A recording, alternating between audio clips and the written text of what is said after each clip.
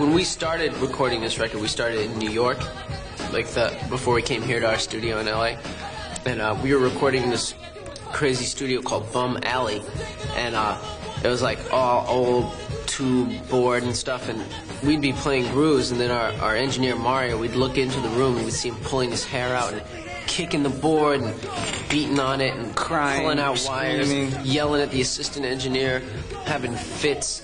And then we'd listen back to the music and it actually came out sounding really good. So who knows?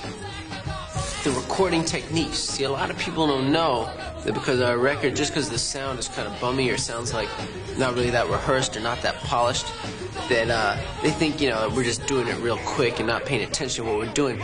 They don't understand that actually there's a lot of skill, patience, and forethought going into our careful EQing and presets and miking technique and all that. And Yaxa Techno was in the group, so perhaps he could elaborate on some of the techniques and skills we're utilizing. I'll go into that a little bit for you, Mike.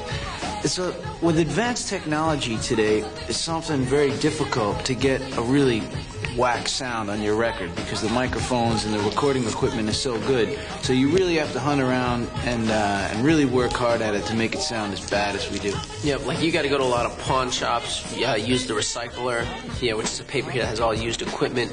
By all means necessary. You see some old lady walking down the street with an old beat-up microphone, you might have to go and offer her $20 just to get that mic to make your record sound the way that we want to. Because, if you walk into a new electronics store, you're going to find a lot of good equipment, and that might just ruin what we're trying to do. So if you look around here, you can see that for the most part, there's a couple high-tech things, but for the most part, really everything is like either from the recycler or pawn shop or something like that.